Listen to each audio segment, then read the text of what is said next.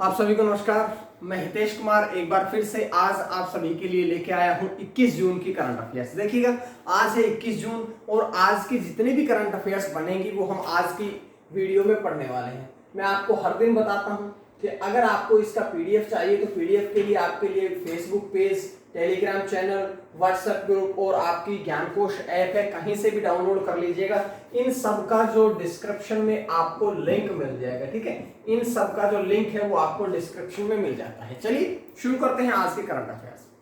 बात करते हैं सबसे पहले, आज है 21 जून और आज का जो दिन है वो किस दिवस के रूप में मनाया जाता है। तो आज का जो दिन है 21 जून का जो दिन है ये मनाया जाता है इंटरनेशनल योग डे, यानी कि अंतरराष्ट्रीय योग दिवस के रूप में आज का दिन जो है ये मनाया जाता है। बात करता हूं आपसे कि पहला योग दिवस कब मनाया गया था। तो 2015 में मनाया गया था। 2015 में ये पहली बार मनाया गया था और जो कि घोषणा इसकी 11 दिसंबर 2014 को कर दी गई थी, ठीक है। और 2014 में संयुक्त राष्ट्र के 177 देशों ने इस पे अपने हस्ताक्षर किए थे, जिसके बाद में ये घोषणा कर दी गई थी। ध्यान रखिएगा, 2015 में पहला अंतरराष्ट्रीय योग दिवस मनाया गया था, ठीक है। उसके बाद में मैं आपसे बात कर लेता हूं कि योग जो है ना वो एक आध्यात्मिक प्रक्रिया है। योग जो है ये एक आध्यात्मिक प्रक्रिया है। इसके द्वारा शरीर, मन और जो आत्मा होती है इसको एक साथ साधने का प्रयास किया जाता है। मन और हृदय मस्तिष्क को एक साथ साधने का प्रयास किया जाता है। योग एक ऐसी प्रक्रिया है, ये एक आध्यात्मिक प्रक्रिया है, ठीक है।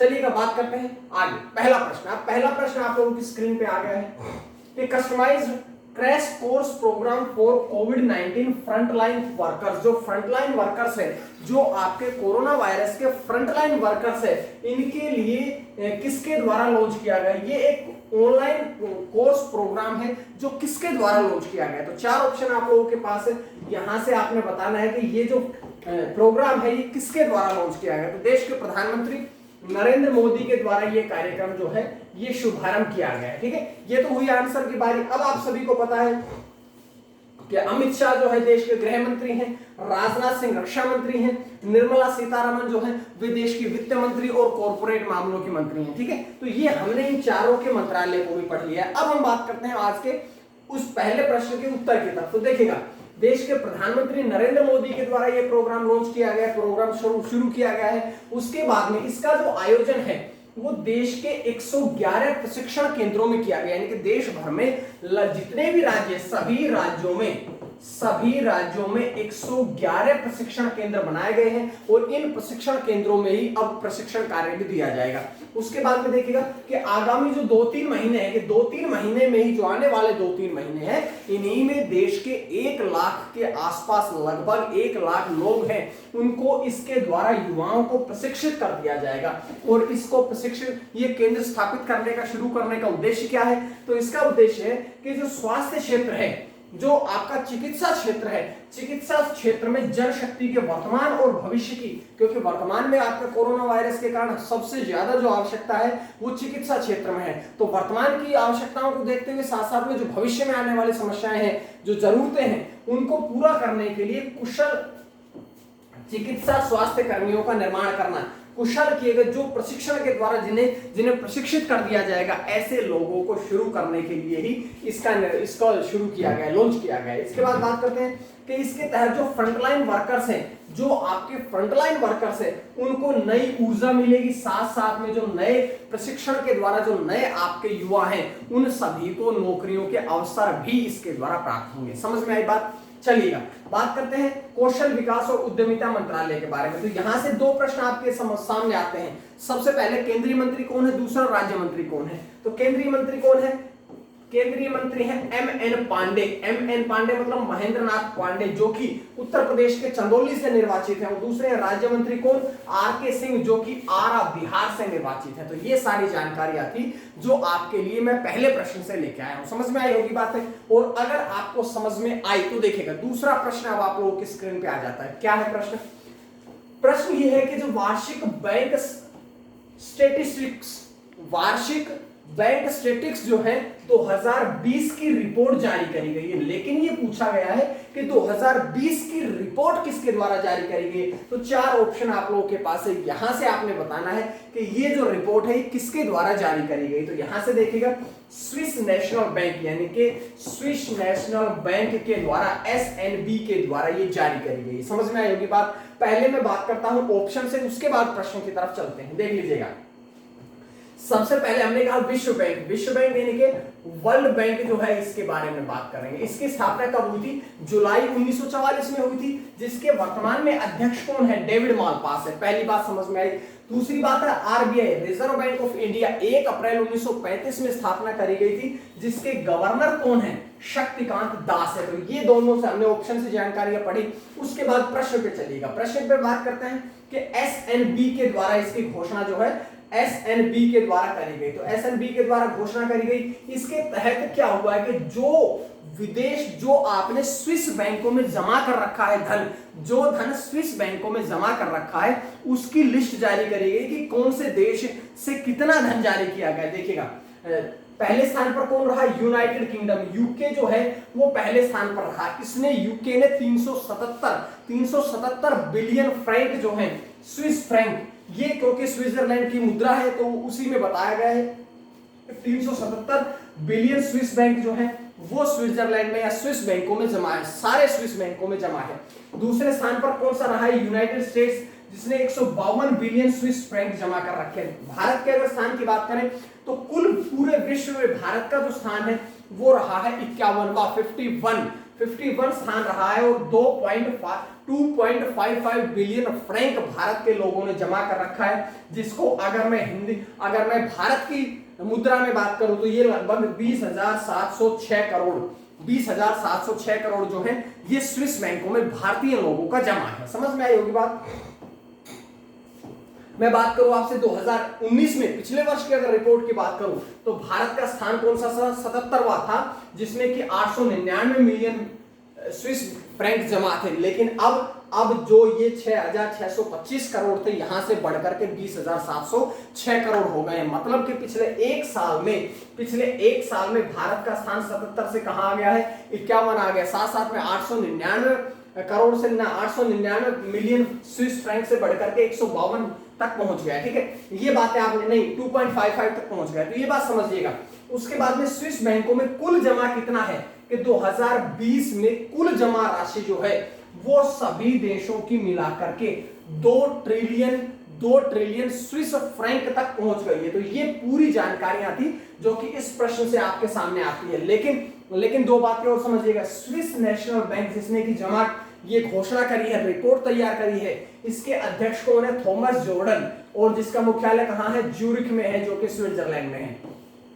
अब भारत सरकार ने भी इस काले धन पर अंकुश लगाने के लिए कुछ कार्य किए हैं। अब कुछ कार्य किए गए हैं, जैसे 2018 में स्विट्जरलैंड से और भारत के बीच में एक समझौता हुआ था, जिसके तहत क्या हुआ था कि जितनी भी सूचनाएं हैं, जितने भी पूरी सूचनाएं होती है वो भारत को प्रदान करेगा, भेजेगा, या सारी जानकारियां जो है वो भारत देश को देगा। दूसरी बात क्या है कि 2018 से ये स्विट्जरलैंड जो है वो सभी भारतीय निवासियों और खाता धारक के, जितने भी भारत के लोग हैं वहां जिन्होंने अपना खाता खुलवा रखा है, उन सभी की वित्तीय जानकारी भारत को प्रदान करेगा, जिसके लिए पहली बार 2019 में, सितंबर 2019 में पहली रिपोर्ट भी भारत को उन्होंने सौंप दी थी। तो ये भारत ने काले धन को रोकने के लिए जो बातें थी वो कर रखी है। ठीक है, ये सारे कदम उठा रखे हैं।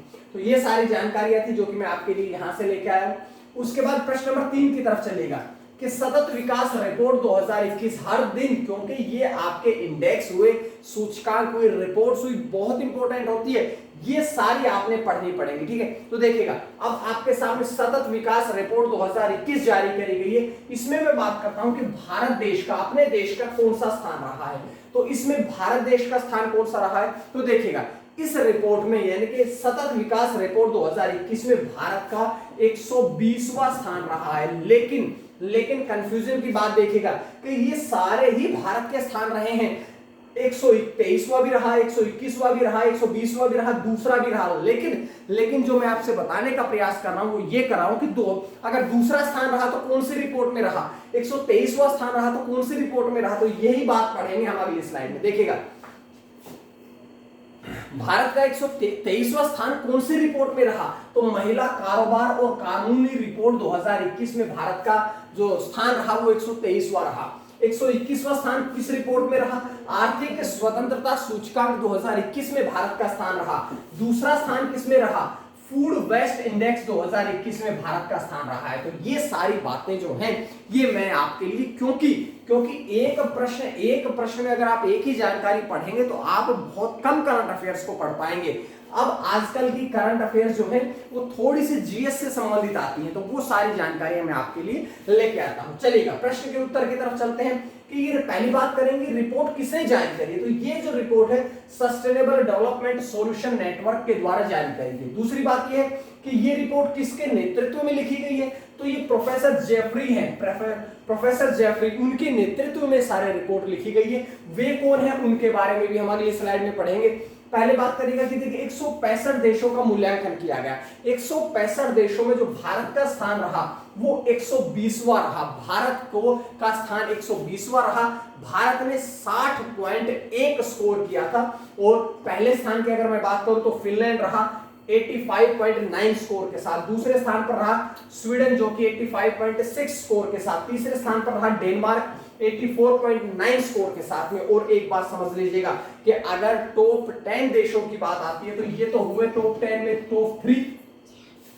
4 नंबर पर जर्मनी, 5वें पर बेल्जियम, 6ठे पर ऑस्ट्रेलिया, 7वें पर नॉर्वे, 8वें पर फ्रांस, 9वें पर होता है स्लोवेनिया और 10वें नंबर पे आता है एस्टोनिया। तो ये टॉप 10 देशों की जानकारी मैं आपके लिए यहां से लेके आया हूं। चलिएगा बात कर लेते हैं आगे कि एसडीएसएन, क्योंकि एसडीएसएन के द्वारा ये देखिएगा सस्टेनेबल डेवलपमेंट सॉल्यूशन नेटवर्क के द्वारा जारी करी गई थी। तो यहीं से मैं बताता हूं सतत विकास समाधान नेटवर्क, हिंदी में इसकी फुल फॉर्म। अब अगर इसको इंग्लिश में पढ़ेंगे तो सस्टेनेबल डेवलपमेंट सॉल्यूशंस नेटवर्क, इसकी हुई फुल फॉर्म यानी कि एसडीएसएन। उसके बाद में इस पहल की शुरुआत कब हुई थी? 2012 में करी गई थी। और एक बात और कि इसके अध्यक्ष कौन है? Jeffrey Saxo. और उसके बाद में मुख्यालय की मैं बात करूं तो 2 मुख्यालय है। पहला है आपका पेरिस जो कि कहां है? फ्रांस में। दूसरा कहां है? न्यूयॉर्क जो कि कहां है? संयुक्त राज्य अमेरिका में है। तो ये दोनों इसके मुख्यालयों के बारे में भी मैं आपके लिए पूरी जानकारियां ले आया हूं। चलिएगा बात करते हैं प्रश्न नंबर 4 की।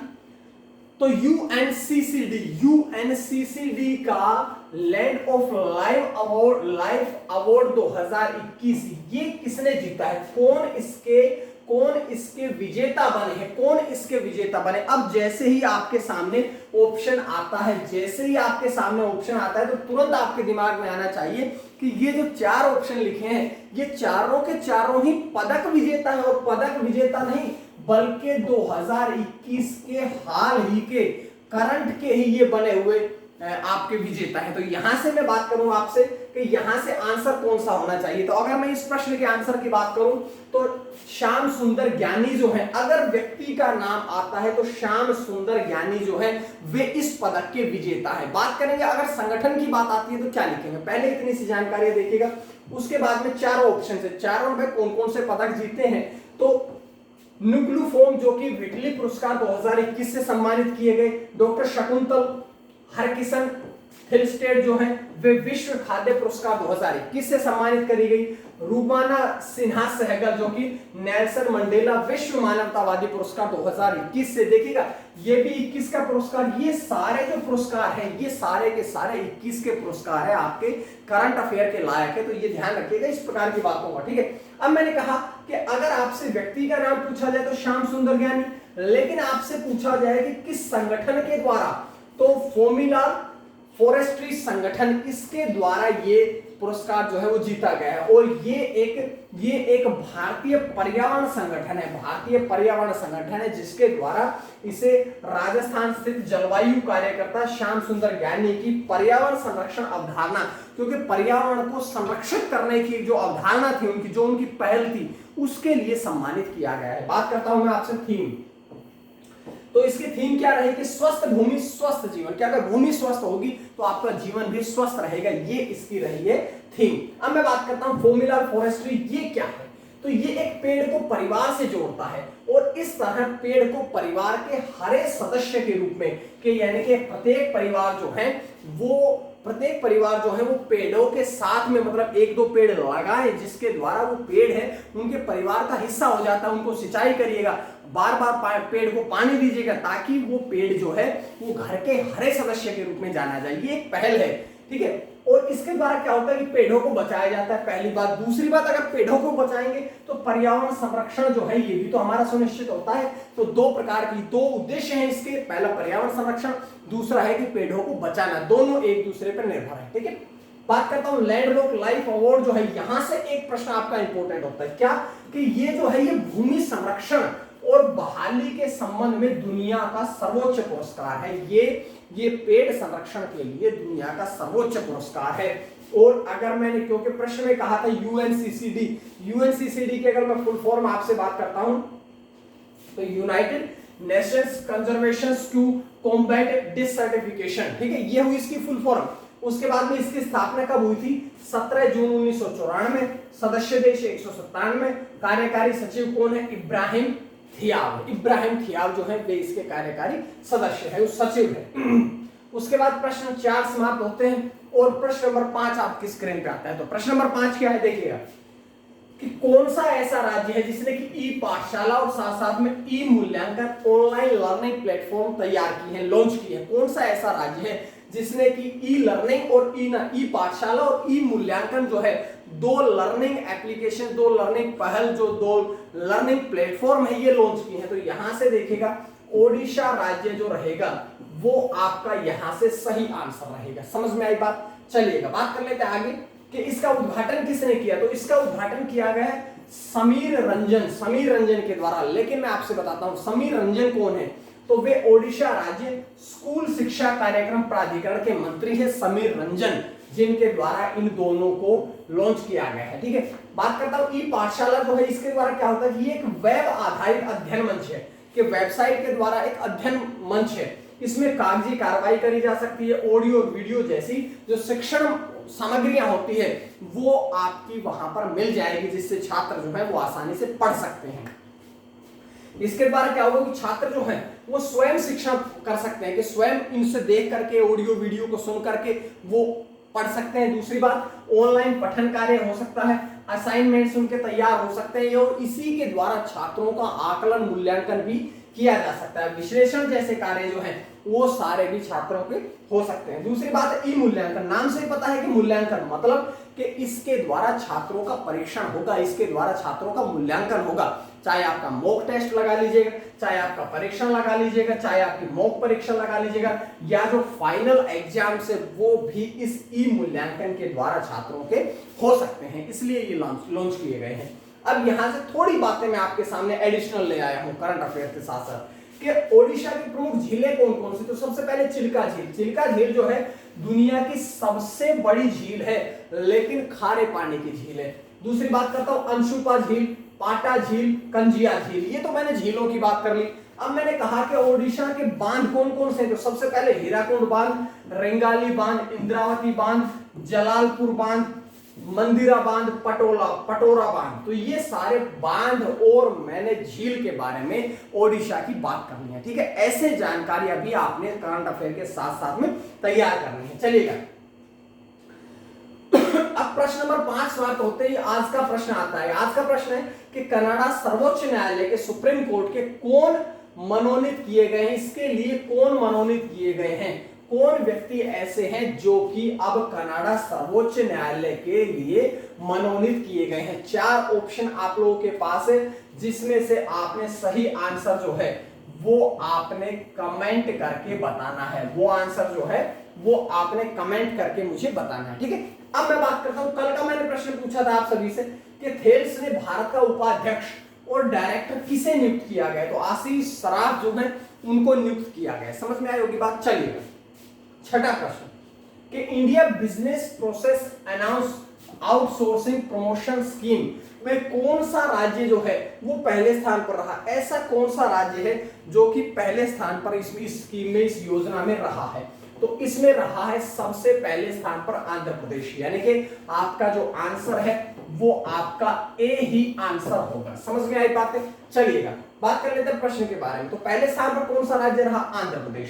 दूसरे स्थान पर कौन सा रहा? तमिलनाडु। अब मैं आपसे एक बात पूछना चाहता हूं कि ये जो आपका स्कीम तैयार करी गई योजना है, इसके द्वारा क्या होता है? इसके द्वारा ये होता है कि राज्य में सर्वाधिक नौकरियों और रोजगार पैदा करने का आकलन किया जाता है कि कौन से राज्य में सबसे ज्यादा नौकरियां जो है वो तैयार करी गई है, कौन से राज्य ने लोगों को सबसे ज्यादा रोजगार दिया है। और इसमें पहले स्थान पर 12,234 नई नौकरियों के साथ में पहले स्थान एक महीने में कौन रहा है?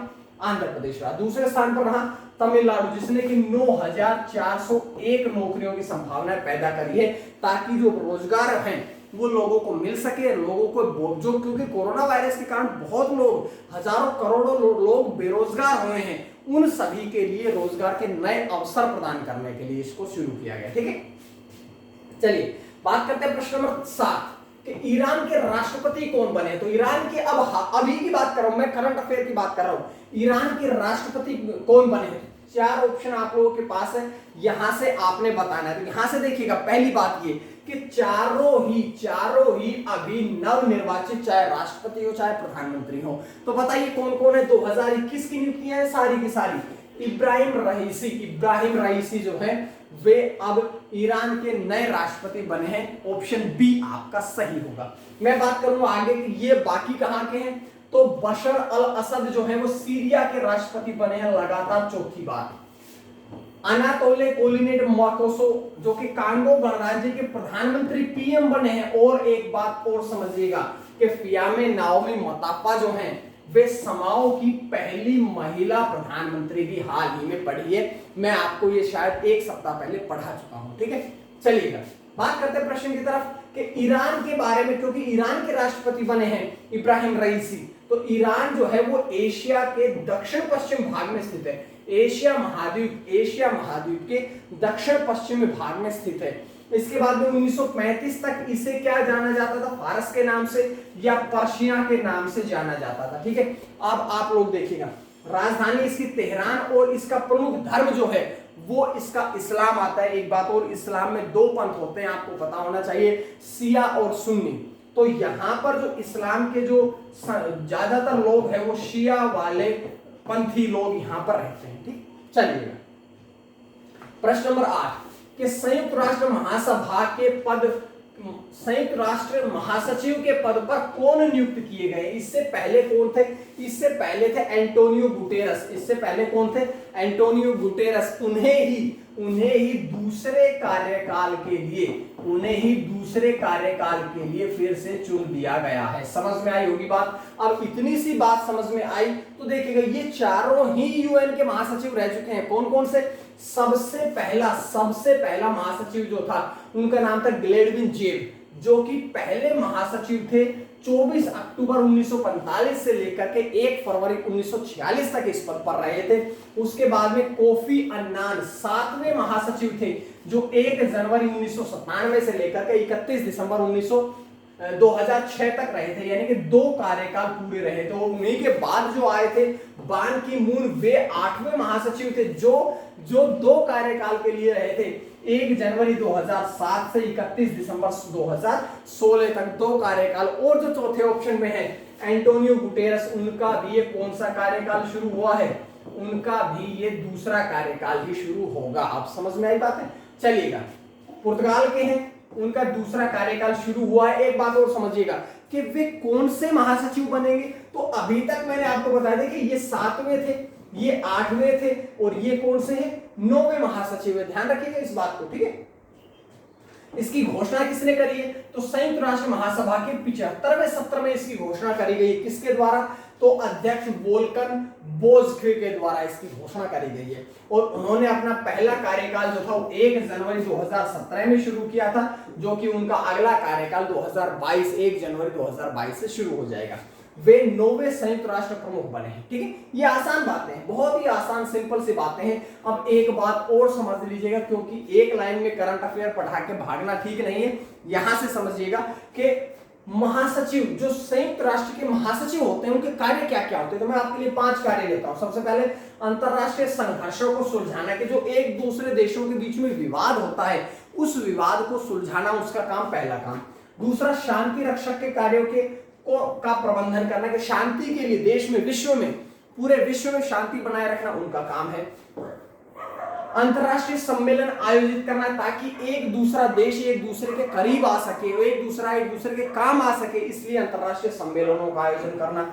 आगे है कि सुरक्षा परिषद प्रस्तावों के कार्यान्वयन की जांच करना, कि जो सुरक्षा परिषद ने जो प्रस्ताव पारित किए हैं क्या उनको लागू भी किया जा रहा है कि नहीं, इस बात को भी देखना। और पांचवी बात होती है कि सदस्य जो है, सदस्य सरकारों से बातचीत करना, कि जितने भी सदस्य देश हैं 193, 197, 177, क्योंकि इसके जो 6 अंग होते हैं उनके अलग अलग हैं, उन सभी देशों के बीच में बातचीत करना भी इनका कार्य है। ठीक है, अब आज का नवा प्रश्न आपकी स्क्रीन पे है कि आरबीआई ने, रिजर्व बैंक ऑफ इंडिया ने पीएमसी बैंक का अधिग्रहण करने के लिए किसे मंजूरी दी है, कि आप पीएमसी बैंक जो है इसका भी अधिग्रहण कर लिया जाएगा, जिसकी मंजूरी किसे दी है, तो यहां से आपका जो सही आंसर रहेगा वो सी, कि सेंट्रम फाइनेंशियल सर्विसेज लिमिटेड। इस प्रश्न का जो आंसर है वो आपका आंसर सी रहेगा। समझ आई? चलिए बात करते हैं पहले इन चारों के बारे में, कि state bank of Bikaner and Jaipur, इसकी स्थापना 1963 में की गई थी, जिसे डिफंक्ट कर दिया गया था 31 मार्च 2017 से, मतलब